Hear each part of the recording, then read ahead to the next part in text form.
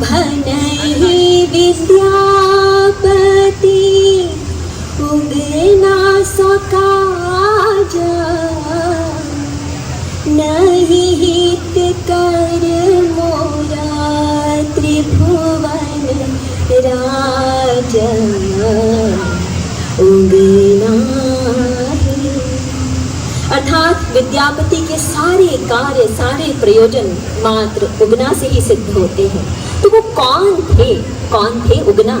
उनके बारे में जानने के लिए हम आपको लिए चलते हैं उनके संसार में, और उस संसार का एक दृश्य आपके समक्ष मैं प्रस्तुत करने जा रही हूँ।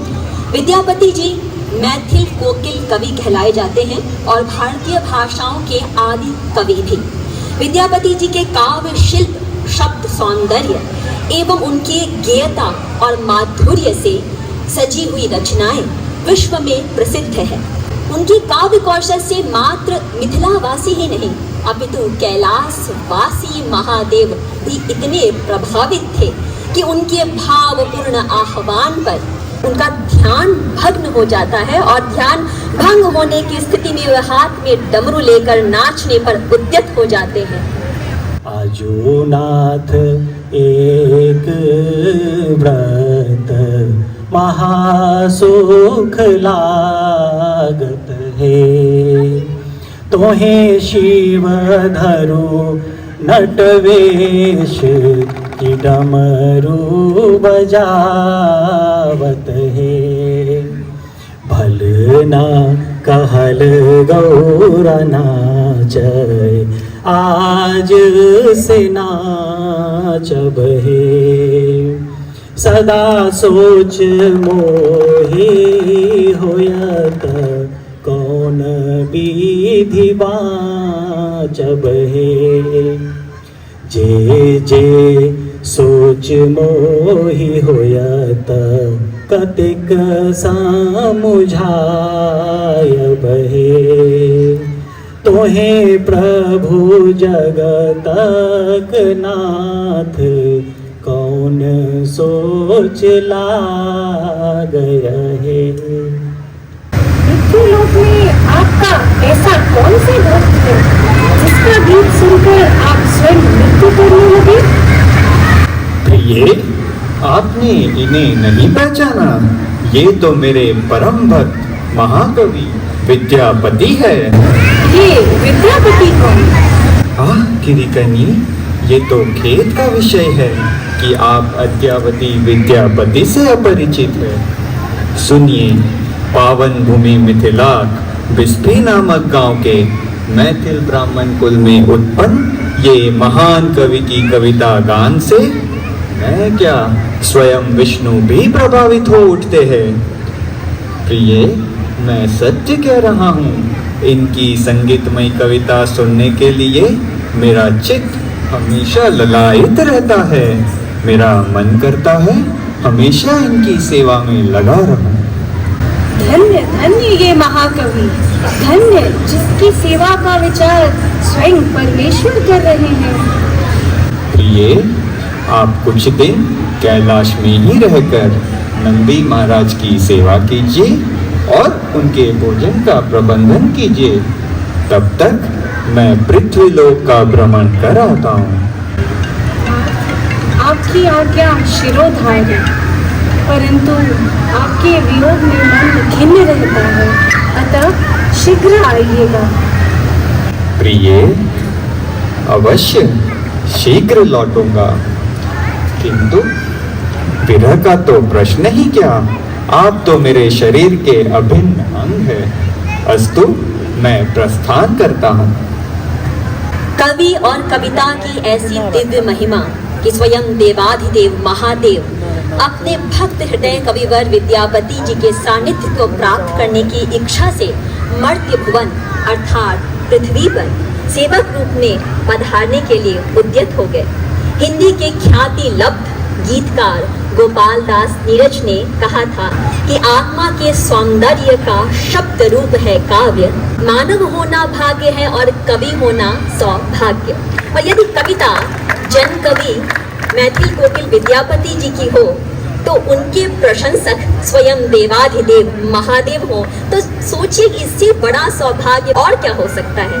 और बिस्फी ग्राम में स्थित अपने निवास पर विद्यापति जी अपने दैनिक पूजा पाठ की तैयारी में जुटे हुए थे, इस तथ्य से अनभिज्ञ कि आज उनके भाग्य खुलने वाले हैं। आज उनके प्रांगण में साक्षात शिव सेवक रूप में पधार चुके हैं। अरे तुम कौन है रे? ठाकुर जी उधर पूजा कर रहे हैं और तुम उनके पास सटने जा रहे हो? हम क्या कुकुड़ बिलार? हमारी छाया से पूजा शुद्ध हो जाएगी। और ये बताओ, ठाकुर जी सिर्फ तुम्हारे या हमारे भी? कैसा बता है रे? वहीं पर खड़े रहे हो और जो कहना है मुझसे कहो। बता तो हम हैं ही, लेकिन ये बताओ, तुमको बता के हमको क्या मिलेगा? लड्डू या घेवर? जैसा तुम वैसा मैं भी। हमको जो कहना है हम सीधा ठाकुर जी से कहेंगे। पावन गांव में ये पर का पंजीकार बनने चला है। मामा, इसको आने दो, इसको कुछ कहना है। तुम कौन हो? हम एक भिखारी, तीनों लोग भीख मांग कर पेट भरता हूं। तुम्हारी जाति क्या है? जात पात का तो पता नहीं, लेकिन पानी चलता है। पंडित लोग कहते हैं कैवर और लोग सब कहते हैं क्यूट। अरे नाम क्या है तुम्हारा? जिसको जो बुराता है कह देता है। हाँ, कुछ लोग उगना कहते हैं तो कुछ लोग कहते हैं उदना। अरे रहते कहाँ हो? सब जगह और कहीं नहीं। कभी पहाड़ पर तो है, कभी वन में। अकेले हो या माँ बाप भी हैं? हमको न माँ न बाप न दादा न दादी। और स्त्री? आंगनवाड़ी है, लेकिन वो नैहर की धनी है। बाप घर बैठ के खाती रहती है। अरे तो तुम भी क्यों नहीं वहीं जाते? कम से कम भरपेट भोजन तो मिलेगा।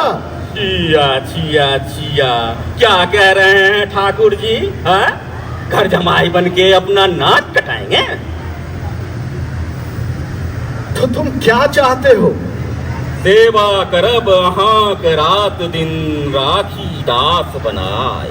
पेट भरे यतबे अछ खगता, मिनती बेल सुनाए। अरे ठीक है, तो तुम यहाँ रहो और मेरे बैलों की चरवाही कर दो। जैसा काम हमको चाहिए था वैसा ही मिला है ठाकुर जी। बैल का चरवाहा तो हमसे अच्छा मिल भी नहीं सकता है।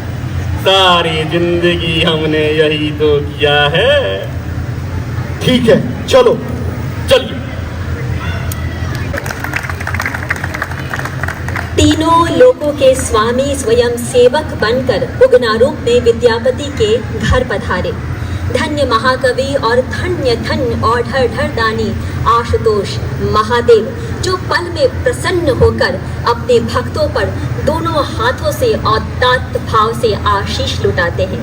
भक्त और भगवान के अंतर संबंधों का ऐसा अद्भुत आत्मीय स्वरूप संभवतः अन्यत्र मिलना संभवतः दुर्लभ ही है।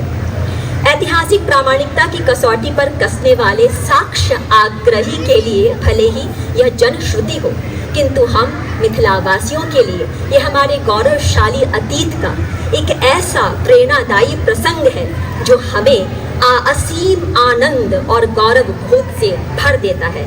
मधुबनी स्थित भवानीपुर का जो उग्रनाथ महादेव मंदिर है, आज भी शिव भक्तों को उस घटना का स्मरण कराता है जब विद्यापति के सम्मुख भगवान शिव के उगना रूप का रहस्य प्रकट हुआ था और उन्हें साक्षात अपने आराध्य शिव के दर्शन का लाभ प्राप्त हुआ था। एक संक्षिप्त भूमिका के साथ आइए आपको लिए चलती हूँ उस महत्वपूर्ण प्रसंग की ओर। भगवान शिव के कैलाश से गमन के पश्चात देवी पार्वती विरह वेदना से व्याकुल हो उठी। उनका अनुमान था कि महादेव अपनी प्रिय अपनी अर्धांगिनी से अधिक समय तक विलग नहीं रह सकेंगे, किंतु महादेव तो उगना की लीला में इतने मग्न हो गए कि उनके शीघ्र लौटने की आशंकाएं, उनकी आशाएं क्षीण होने लगी और इसीलिए विवश होकर माता पार्वती को अपनी माया शक्ति का प्रयोग करना पड़ा। विद्यापति जी राज्य आश्रित कवि थे। राजा शिव सिंह के साथ उनके मैत्रीपूर्ण संबंध थे। एक बार राजा शिव सिंह ने विद्यापति जी को राज दरबार में उपस्थित होने का आदेश भिजवाया। विद्यापति जी उगना के साथ रजवाड़े की ओर चल पड़े।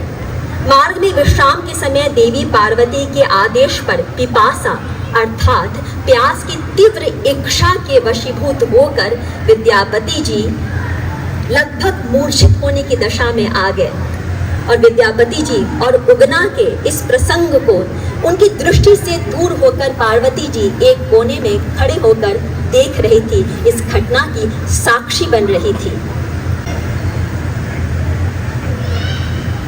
उगना, अरे पात्र में जल है कि नहीं? बड़ी जोर की प्यास लगी है।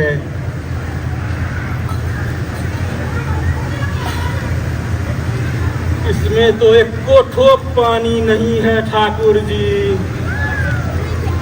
उगना, कहीं से जल का उपाय करो, नहीं तो आज प्राण नहीं बचेंगे। यहाँ पानी कहाँ से लाएंगे? न पोखर, न इनार, न धार। थोड़ी दूर चलिए ना, आगे पानी लाके पिला देंगे। उगना, उगना, ऐसी प्यास हमें जीवन भर नहीं कभी लगी थी। प्यास से जीव सूखा जा रहा है। कहीं से जल का उपाय करो, नहीं तो आज मृत्यु निश्चित है।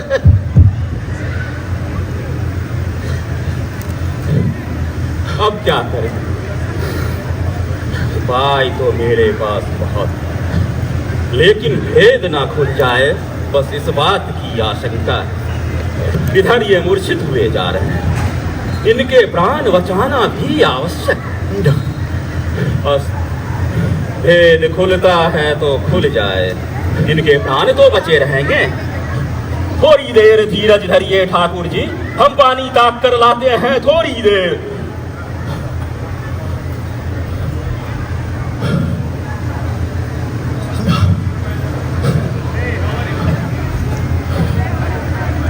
लीजिए ठाकुर जी, जल पीजिए।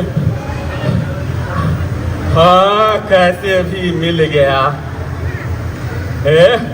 तृप्त होकर पी लीजिए, ऐसा न हो कि लागले लागले लाने कह दे।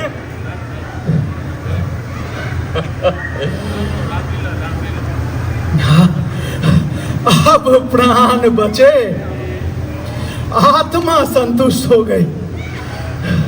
उगना, जैसी ही प्यास लगी थी वैसा ही सुस्वाद जल पीने को मिला। पता हो करके भी तुमने आज हमारे प्राणों की रक्षा की।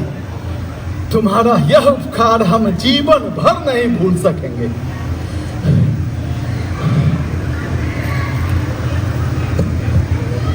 रे उगना, ये जल तुम कहां से लाए? ये लगता है जैसे गंगा जल हो। गंगा जल यहाँ कहाँ से आएगा ठाकुर जी? उधर उस बबूल के वन के पीछे एक धार का छारन है, वहीं से हम जैसे तैसे पानी निकाल कर लाए हैं। आपको प्यास बहुत जोर लगी थी, इसीलिए कैसा भी जल गंगा जल बुझा रहा होगा। कहाँ है वो धार का छारन का पानी? वो देखिए ना, वहाँ बबला उड़ रहा है ना, बबला उड़ रहा है, वहीं पे है। हम बगला देखने जाएंगे। चलो, हमको तुम वो धार का छारन दिखाओ। जल है गंगा जल, और कहता है धार के छारन का पानी। हमें संदेह हो रहा है। संदेह किस बात का? यहाँ न भूत न प्रेत न चोर। चलिए चलिए रजवाड़ा चलिए, सांझ पड़ जाएगा तो कैसे जाइएगा रजवाड़ा? नहीं, हम कदापि नहीं जाएंगे। पहले हमें धार का छारन दिखाओ। इतना कहीं हट हो। लोग सब ठीक कहते हैं, पंडित का अनुसरण नहीं करना चाहिए। जहां इनके आगे पड़े और जो कुछ बोल दिए बस बात को चीरने लगे। कौन बोला? तुम कैसे पूछे? किस कहाँ बोला? किस स्थान पर बोला? किस समय में बोला हो? इतना कहीं पूछना हो? ठीक है, नहीं मानिएगा तो चलिए हम दिखाई देते हैं। ठीक है, चलो दिखाओ। हाँ चलिए चलिए।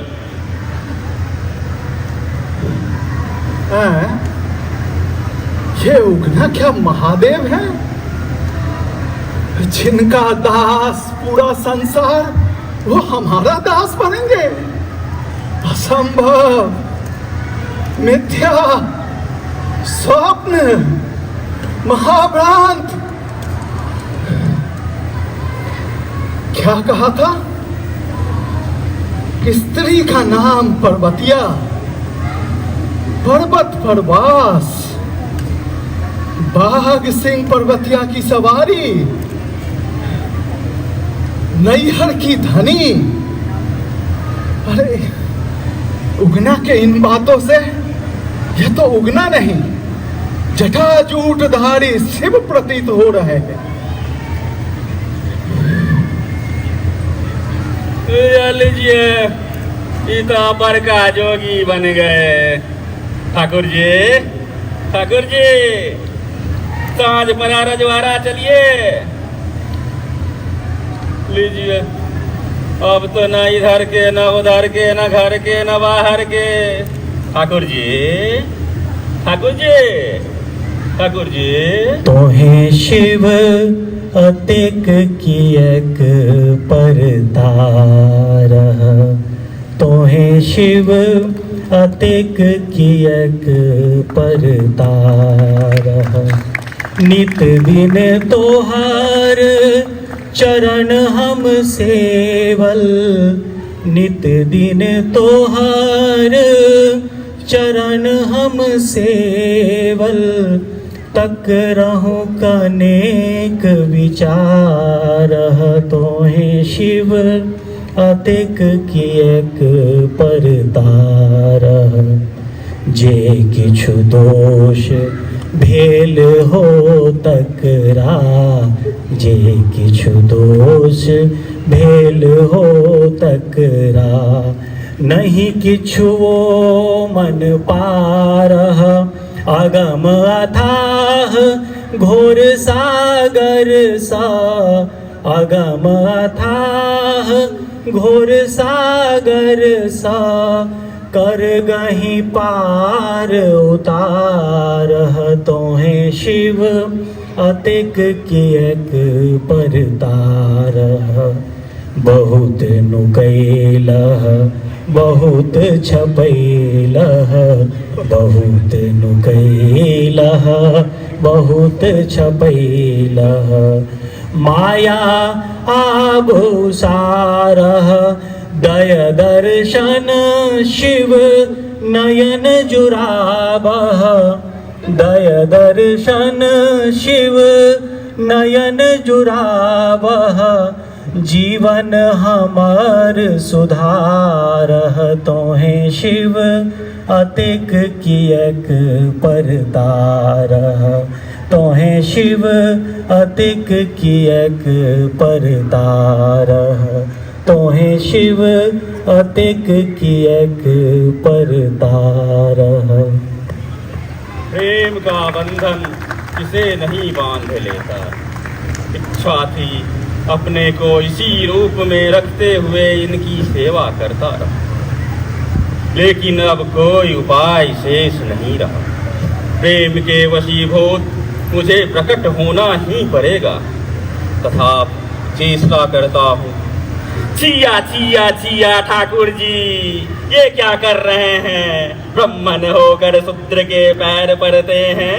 आपको भी पाप और मुझे भी। कौन शूद्र? आप तो साक्षात महादेव हैं, फिर ऐसी वंचना क्यों? लगता है अब ये अच्छी तरह समझ गए। स्वयं को गुप्त रख पाना संभव नहीं। ठीक है, फिर यही सही। हट छोड़िए ठाकुर जी, हम वही उगना हैं। कौन उगना?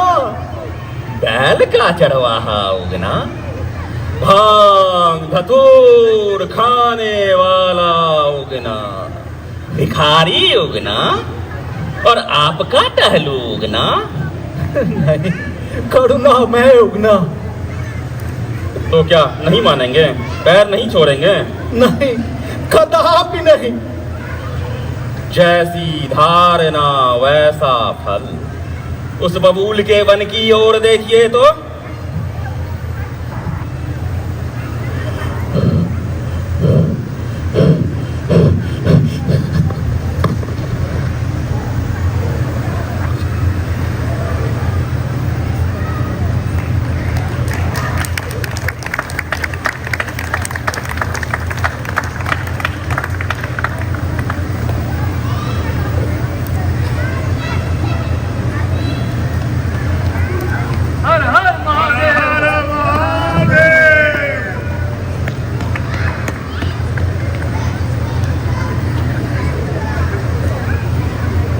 ठाकुर जी, ठाकुर जी। हाँ करना मैं। जो कह दिया सो कह दिया, लेकिन फिर कभी यदि आपने मेरे साथ महादेव जैसा व्यवहार किया या मेरी ये रहस्य कथा धोखे से भी कहीं व्यक्त किया तो मैं उसी क्षण अंतर ध्यान हो जाऊंगा और फिर कभी जीवन भर आप मुझे इस रूप में नहीं देख पाएंगे। हाँ, मिट्टी पत्थर बनकर आपका साथ निभाता रहूंगा। आप जैसा कहे। आप जैसा कहें नहीं, तुम जैसा कहो बोलिए। जैसा पहले वाले उगना के साथ व्यवहार करते थे वैसा ही करते रहिए। देखिए, आपकी भक्ति एवं गुण से मुग्ध होकर मैं आपको यही वरदान देता हूँ कि आपकी कविता मिथिला में ही नहीं अपितु समस्त संसार में यश पाएगी और अमर रहेगी। आप भारतीय भाषा के आदि कवि कहलाएंगे।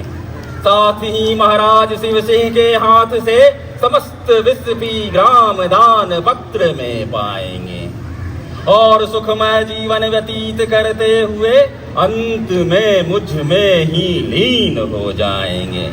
इसके अतिरिक्त यहाँ जहाँ आपके आग्रह पे प्रकट होकर मुझे उग्रता दिखानी पड़ी, वहाँ मैं पाथर रूप में अंकुरित होकर उग्रनाथ कहलाऊंगा और जो मेरी सेवा करेगा वो शीघ्र फल पाएगा। आज मैं सनात हो गया। चलिए चलिए रजवाड़ा चलिए, अब भी रजवाड़ा चलिए। हाँ, चलो चलो रजवाड़ा चलो। चलिए।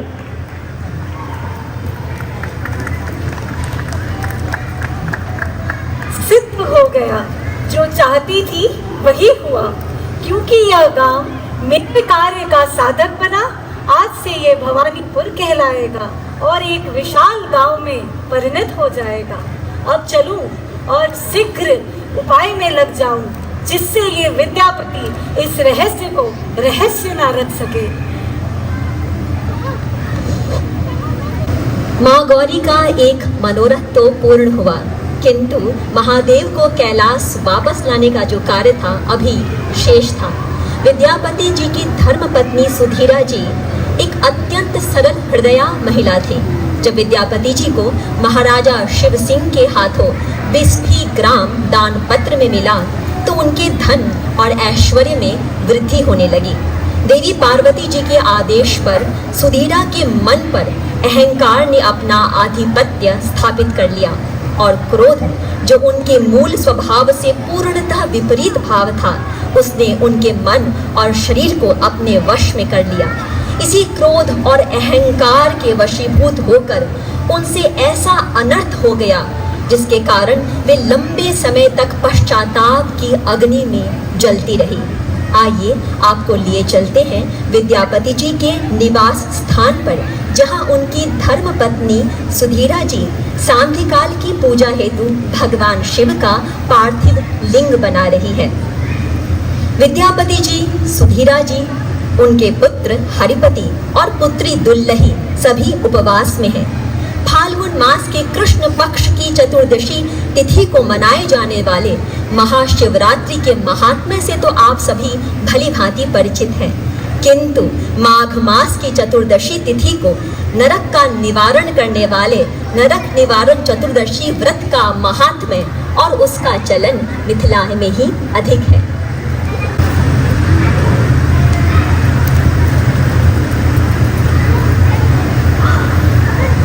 अरे पार्थिव लिंग बन गया क्या?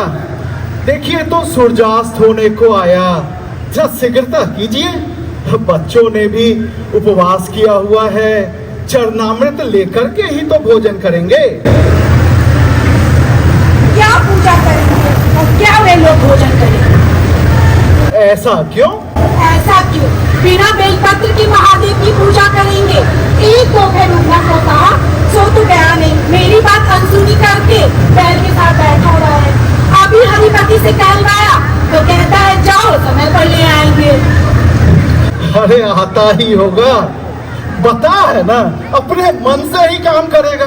तो ऐसे बता रखने का क्या फल जो अपने मन की करे, हमारा वश नहीं कि हम उसकी पूजा करते रहे। देखिए तो अब आकाश में तारे नजर आ गए, कब बेलपत्र आएगा, कब उसको फोड़ दूंगी और कब आप पूजा करेंगे। अरे जिसकी पूजा करेंगे वही तो वो है। अरे धैर्य रखिए, वो आता ही होगा। देखिए न बलुआ, सांझ पड़ने दोनों बच्चे भूखे प्यासे छटपटा रहे हैं और इस दूध का कोई पता नहीं। आज उसे आने तो दीजिए, उसकी जो दशा करूंगी कि वो याद रखे। अरे इतना कोई क्रोध करता है क्या? भैया लिखिए बेलपात, नाक में दम करके छोड़ दिए, अब दीजिए महादेव को चारा और घास। अरे वो चंदा, तुम्हारे लिए महादेव हाथी को। अन्याय अन्याय, महादेव पर प्रहार, महादेव पर प्रहार, महादेव पर प्रहार।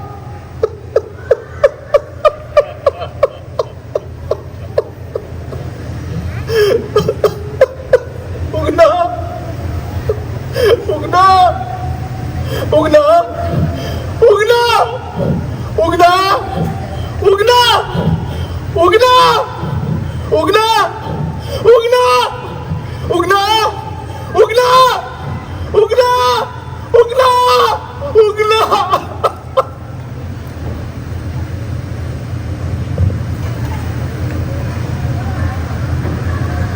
उगना ही मोर कताए गिला, उगना ही मोर कताए गिला। अपने पूर्व कथनानुसार रहस्योद्घाटन होते ही महादेव अंतर्ध्यान हो गए। आकुल विद्यापति उन्हें ढूंढने को निकल पड़े। नरक निवारण चतुर्दशी की पूजा संपन्न न हो सकी। अपने आराध्य शिव के प्रति अपने अपमानजनक व्यवहार के लिए स्वयं को उत्तरदायी मानते हुए और अपने पति विद्यापति जी की इस दशा के लिए स्वयं को दोषी मानकर सुधीरा जी ने अन्न और जल त्याग दिया। विद्यापति जी के शिष्यों द्वारा समझाने पर विद्यापति जी के लौटकर आने तक अपनी संतान की देखभाल हेतु सुधीरा ने दूध और जल ग्रहण करना स्वीकार कर लिया। भक्तों की इस दयनीय स्थिति से महादेव चिंतित हो उठे। विद्यापति जी उगना को ढूंढते ढूंढते कैलाश के मार्ग से भटक कर सघन वन में जा पहुंचे।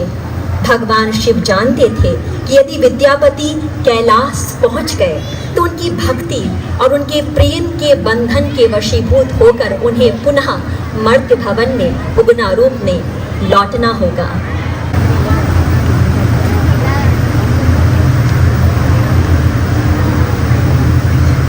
रितेश्वर, इस समय कैलाश छोड़ इस दुर्गम वन में भटकने का क्या कारण है?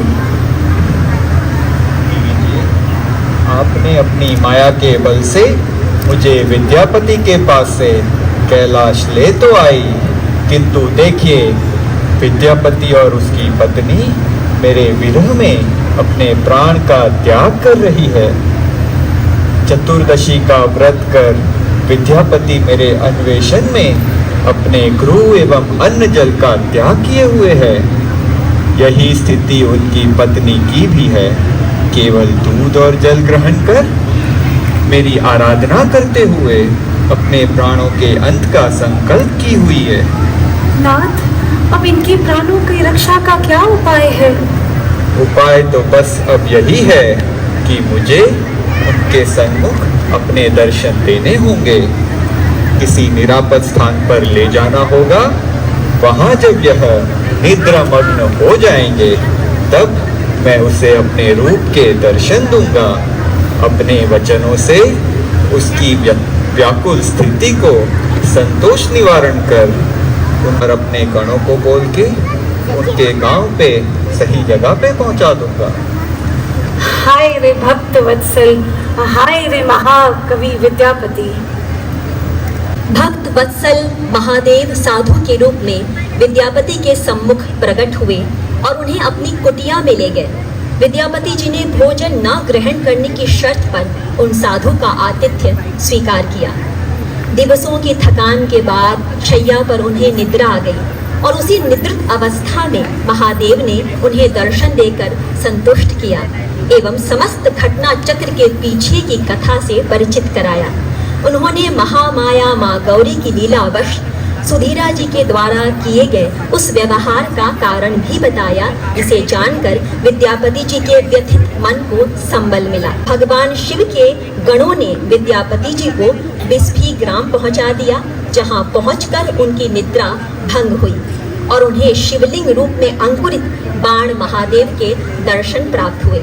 महादेव ने विद्यापति जी की धर्म पत्नी सुधीरा जी को भी स्वप्न में साधु रूप में दर्शन देकर उन्हें आत्मग्लानि के भार से मुक्त कर दिया और विद्यापति जी के बिस्फी आगमन का शुभ समाचार सुनाया। सुनिए, आपको दुख होगा कि आपने महादेव पर प्रहार किया, परंतु आप तनिक भी दुखी ना हो, इसमें आपका कोई दोष नहीं। यह सब जगन्माता गौरी की माया थी। उनके द्वारा भेजी गई पिपासा ने अपने प्रभाव से राज दरबार जाते समय हमें मूर्छित कर दिया। उगना रूपी महादेव ने अपने जटा से गंगा जल बहा हमारे प्राणों की रक्षा तो कर ली, मगर हम उन्हें पहचान गए और उन्हें विवश होकर व्यक्त होना पड़ा। महादेव पर प्रहार भी माता गौरी की माया थी। उनके द्वारा भेजी गई अभिमान और क्रोध ने आपको बस में कर उगना रूपी महादेव पर आपसे प्रहार करवाया। इसमें आपका कतई कोई दोष नहीं। स्वप्न में भगवान महादेव ने आकर हमें कहा, विद्यापति, मैं तुम्हारे और तुम्हारी पत्नी के सेवा भाव से अति प्रसन्न हूँ और आजीवन तुम्हारी रक्षा करूंगा। पत्थर रूपी भैरव स्वरूप में अंकुरित होऊंगा और तुम हमारे इस बाण महादेव भैरव स्वरूप को पूजा कर अपना जीवन सफल करना। धन्य है ये करुणा सागर, जो आपने हमारे सर पे लगे इस कलंक को दूर किया। हर हर महादेव, हर हर हर महादेव, हर हर महादेव, हर हर महादेव। आइए, अब आपका परिचय कराती हूँ मैथिल समुदाय के इन प्रतिभाशाली कलाकारों से देवाधिदेव महादेव की भूमिका में है पार्थ कोरलवाला जी, जो सिंगापुर की पेट्रोकेमिकल उद्योग की बहुराष्ट्रीय कंपनी में कार्यरत हैं। उनके साथ हैं उनकी असल जीवन की संगनी क्षमा कोरलवाला जी, जो सिंगापुर में ऑनलाइन कक्षाएं ले रही हैं। और शिव और पार्वती की भूमिका में दोनों ने प्रभावशाली अभिनय किया। इसके लिए उन्हें साधुवाद तालियों से इनका अभिनंदन कीजिए। हर हर महादेव, गौरी शंकर की जय हो। और सुधीरा जी की भूमिका में ये मंच पर अपनी सशक्त उपस्थिति दर्ज कराई है श्रीमती रंजना झा ने, जिन्होंने डेयरी तकनीक में बीटेक की शिक्षा प्राप्त की और संप्रति ये गणित विषय के शिक्षण से जुड़ी हुई हैं। और इनकी जो असल जिंदगी में जो दुल्लही है वो है अनिका, और असल जिंदगी के हरपति है इनके बालक अनिकेत। विद्यापति जी की भूमिका में को जीवंत बनाया है श्री राजीव कुमार मिश्रा जी ने, जो सिटी बैंक में पिछले 15 वर्षों से कार्यरत हैं। देखिए उनके लिए कितनी तालियां बज रही हैं। मित्र समुदाय के साथ आए हैं और उनकी पत्नी ऋतु जी और उनकी प्यारी सी 2 बिटिया रिधिमा और रायशा के साथ वो 2006 से सिंगापुर में प्रवास कर रहे हैं। तालियां पहले बज चुकी है, एक बार और बजा दीजिए। और उगना की भूमिका में प्राण फूंकने वाले हैं श्री पंकज कुमार रॉय जी, जो 2006 से सिंगापुर में प्रवास कर रहे हैं और आईटी से संबद्ध हैं। और इन्हें देखते ही जो इनका ऑडिशन मिला था, मेरी पहली प्रतिक्रिया थी कि मुझे मेरे उगना मिल गए, और आज तक ये मेरे लिए उगना का पर्याय बन चुके हैं। बहुत बहुत धन्यवाद। और हमारे साथ है श्री अंजनी कुमार चौधरी जी, जो सिंगापुर में प्रवास कर रहे मैथिल समुदाय का नेतृत्व कर रहे हैं। और नाटक की जो मूल प्रति थी ईशनाथ झा जी की, वो उसे उपलब्ध कराने में इनका सहयोग रहा है।